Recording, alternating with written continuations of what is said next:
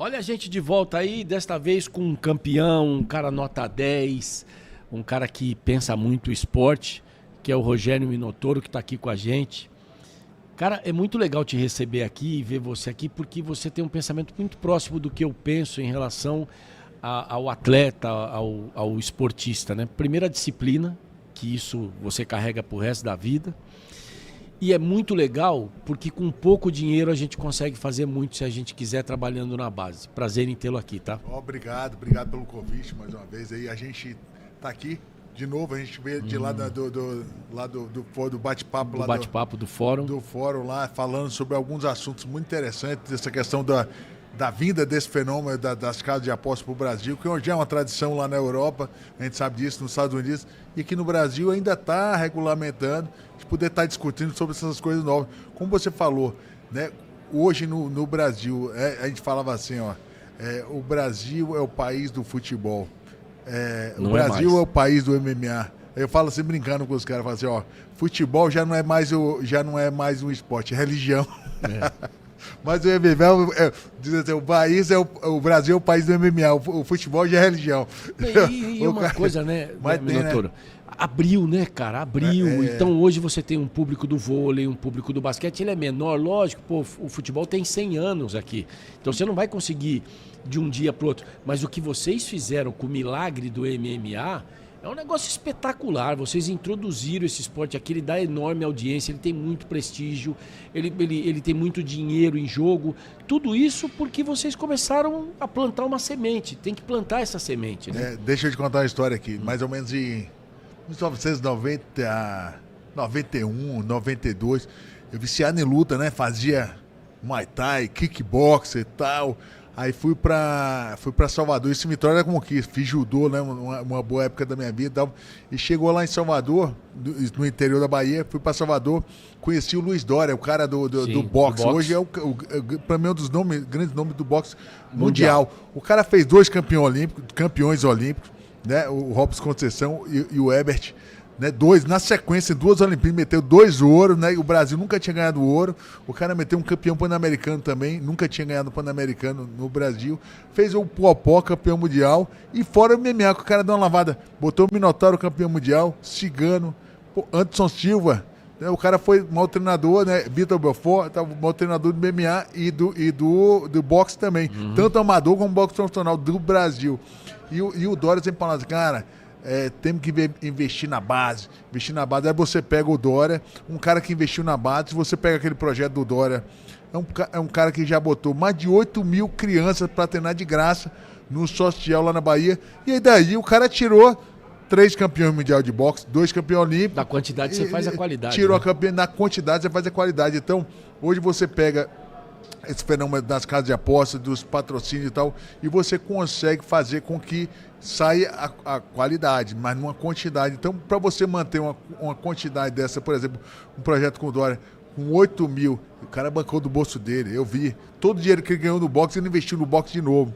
Então, um cara que... Você não conta um Dória desse. É 1 em 1 milhão para você conseguir uma nova geração de um cara que abdicou toda a carreira para fazer isso, como a gente fez com o Tino Nogueira e conseguimos, né? Júnior Cigano, o Anderson e vários outros, Patrício Pitbull e vários outros campeões, a gente conseguiu também, investindo do nosso dinheiro, mas você agora é uma possibilidade de vir patrocinadores, né, de aposta e de outros patrocínios. E o imposto, né? Porque você vai ter um percentual disso com a regulamentação, Minotoro, que é o imposto.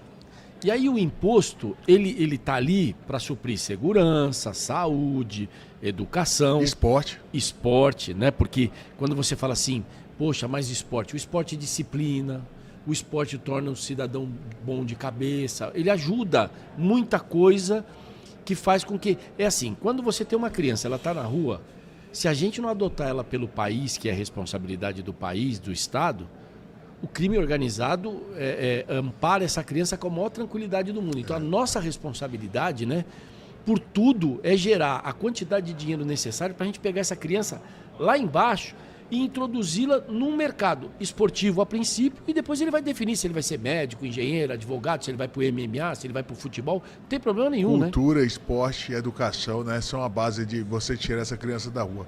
Né, a gente tem um projeto hoje que a gente tem material didático de esporte para escolas particulares e escolas públicas. Esse projeto é nosso, seu? Um projeto nosso, chama Esporte para Além das Fronteiras. E é um projeto que a gente fez um parceiro nosso, Pedro Tengraus, um grande advogado, né, dos maiores advogados esportivos aí do Brasil, né? Eu conheço. Esse cara fez uma pesquisa, o Tengraus, ele fez uma pesquisa da Islândia, pela ONU, onde 47% a cada 100 jovens de 11 até 15 anos lá na Islândia, isso há 20 anos atrás, já tinham usado drogas ou ficado bêbado, né? Usado álcool, ficado bêbado nas últimas 2 semanas. Pô, lá na Islândia, no inverno, a noite acaba, começa às 10 horas da manhã, acaba a noite, começa de dia 10 horas da manhã, e o cara chega 3 horas da tarde, 4 horas da tarde, já tarde de noite. E o cara não sai de casa por causa do frio. Muito frio. Os pais bebendo, as crianças começaram a beber também, e aí da bebida e corria para a noite e tal, as drogas. E aí colocaram um projeto de cultura e esporte dentro das escolas, esporte, a base até mais esporte dentro das escolas. Em 10 anos, esse índice de 47% das crianças de 11 até 15 anos que tinham usado droga ou álcool, caiu para 7%, de 47% para 7%. Então o esporte realmente... com responsabilidade. Ele é inclusivo, né? Ele é inclusivo demais, ele muda realmente uma geração. E aí foi economia, não só, né, na evasão escolar, então melhorou a educação, melhorou a saúde pública. Porque você conhece o mundo inteiro por quê? Por causa do esporte. É a oportunidade. Você passou a ser uma personalidade importante por causa do esporte. Ou seja, ele dá oportunidade. Ele te dá oportunidade. E que é o que todos nós precisamos, que os nossos filhos precisam, né? A juventude precisa da oportunidade. Porque a oportunidade do errado, ela está aqui na esquina. Ela está muito próxima. Então a gente precisa tirar essa esquina da frente e colocar esse tapete da educação. E aí nós estamos falando de educação. Tem 2 tipos de educação. Educação que o pai e a mãe dão, que a gente tem dentro de casa, que é forte, que é importante, né? Porque é isso que a gente vai ter, mas aquela educação da cultura, né? Onde ficam os Estados Unidos? Onde é que fica a Islândia? E aí isso é outro tipo de educação. Então nós precisamos dar essa também. E precisamos dar a cultura do esporte. Porque com a cultura do esporte, as pessoas primeiro ficam menos doentes. Ficam muito mais sadias por consequência disso. E depois se tornam seres humanos melhores. Porque quando eu falo para os caras assim, o cara fala assim, esse cara é bruto, né? Você é um cara que, pô, quando você sobe lá para ir para o octógono, quando você subia, era uma coisa. Ali você estava lutando pelo seu trabalho, porque aquilo ali era a sua profissão. Mas quando você vem conversar aqui com você é um cara afável, educadérrimo, um cara que, pô, se alguém estiver perto e você puder ajudar, você vai ajudar. É isso que o esporte faz. E eles não entendem. Você é o guerreiro na hora que precisa ser guerreiro. Mas no resto, você é um instrumento daquilo que você aprendeu, inclusive dentro do octógono no esporte. É esse tipo de ser humano que a gente precisa, né? É isso aí, eu acho que o cara do esporte, ele é focado, né? Ele traz um foco, ele traz um objetivo, ele pensamento a longo prazo. Quando a gente fala de você criar um atleta, você está falando aí às vezes de um ciclo olímpico de 4 anos, você fala 3 ciclos olímpicos, aí o cara pode botar aí 8, 12 anos no mínimo para você criar um atleta. Então você pega um menino de 10 anos de idade, pode ter certeza que ele vai entrar na Olimpíada com 22, são 12 anos, são 3 ciclos. Primeiro ciclo para ele se destacar no estado dele, o segundo no país, pegar uma vaga, e o terceiro disputar a vaga internacional para ir para uma Olimpíada. Então é longo prazo. Para você manter esse menino 12 anos tendo a longo prazo, com dinheiro curto, precisa de muito foco. E aí é isso que o esporte desenvolve, né? Até ele conseguir reconhecimento, ganhar dinheiro e tal, são 12 anos reconhecimento. Então o esporte ele desenvolve muito isso aí, né? Uma feira como essa, a BIS, né? A Brazilian iGame Summit, ela aproxima exatamente as pessoas que estão ali no meio do esporte de quem pode, evidentemente, colocar o dinheiro e patrocinar. É legal por causa disso também? Isso é legal. Eu acho que vai ter muitos negócios, né, que vão ser gerados aqui nessa feira, né, tanto para atletas como para clubes, né, para todas as associações, entidades, né, federações que desenvolvem o esporte, e ter um patrocinador, uma possibilidade de ter investimento para começar um projeto. Hoje, você começar qualquer projetinho pequeno de campeonato, vai dar, eu tenho uma temporada aqui de 1 ano. Pode preparar aí, porque você tem que ter um investimento. Então, hoje, né, se você não tiver aquele investidor para começar o start, até vir outros patrocinadores, até vir outros direitos de transmissão, outra coisa, você tem que ter 2 anos de projeto garantido, né? Então, E essa é uma feira que vai gerar muito investimento para pessoas começarem os grandes projetos esportivos. E eu só quero te parabenizar mesmo, porque você foi uma semente plantada, você, seu irmão, os amigos de vocês começaram um negócio lá atrás que parecia assim, esses caras vieram para brigar, e vocês brigaram por algo muito mais importante. Eu vou até falar um negócio para você. Quando eu comecei, né, lá 16, 17 anos, quando eu comecei no esporte e tal, conhecemos o Dora e tal, e aí começou, vamos ser lutador. Eu cheguei em casa, meu pai é contador, né, de carreira, tem um grande escritório de contabilidade, meu irmão é advogado, tributarista, e eu já pensava assim, pô, você é advogado, tributarista, parceiro dele no escritório e tal. E aí eu cheguei em casa com a orelha quebrada, e aí, acho que devia ter uns 18 anos. Aí meu pai assim, pô, rapaz, com essa orelha quebrada você não vai conseguir uma entrevista de emprego num escritório bom. Eu digo, aí eu tava começando a faculdade de Direito. Pai, deixa eu te falar um negócio, já tô empregado, vou lutar no UFC. Foi essa a notícia que você deu. No UFC, meu pai, porra, você vai largar a faculdade, meu. Aí o Royce Gracie levantou um cheque lá de $50 mil, na época, 50 mil. A grana, eu falei, pai, aí, ó, tem uma possibilidade, cara. Eu vou lá para os Estados Unidos levantar esse cheque também e tal. E não existia, então, não existia a provisão, não existia aquele cheque de 50 mil dólares. Né? Começou com esse movimento que o Royce Gracie, o irmão dele, o Rorion Gracie, abriu. E aí, $50 mil virou, hoje em dia, umas bolsas até pequenas, comparado com as bolsas dos grandes campeões.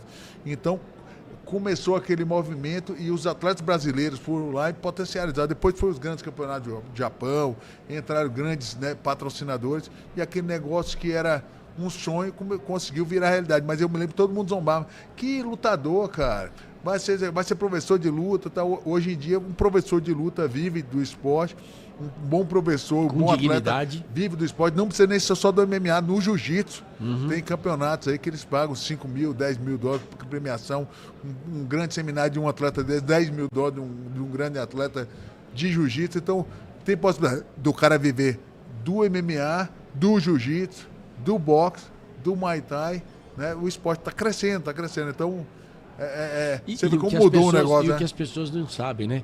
É um esporte onde só tem gente, você vai lá falar com os caras, aquela coisa da briga, daquela coisa, que não é briga de rua, é técnica, é tática, é treinamento, é tudo isso. Né? Muita estratégia. E aí você, quando você começa a conversar com os caras, eu venho lá de trás, do começo dessa coisa toda, quando existiam 2 lutadores aqui em São Paulo que eles não, Todo Duro, Holyfield, não. Não, esses caras que eram mais antigos e que eles simulavam uma briga que existia entre eles, e não eles eram amigos pra caramba, mas era tudo pra crescer o público. E ganharam dinheiro, né? Ganharam dinheiro e fizeram essa projeção que trouxe até vocês e que com certeza vai levar muito mais adiante, porque senão, é assim, é uma violência? Não é uma violência, é um esporte duro, mas um esporte que categoriza pessoas, que dá disciplina, que dá uma série de coisas e que tira da possibilidade do lado errado e que ainda inclui. Isso é tudo que a gente precisa no esporte, né? Tem que treinar, só tem que treinar. O cara, para ser um atleta de MMA, de esporte de combate, né? Até do futebol, do tênis,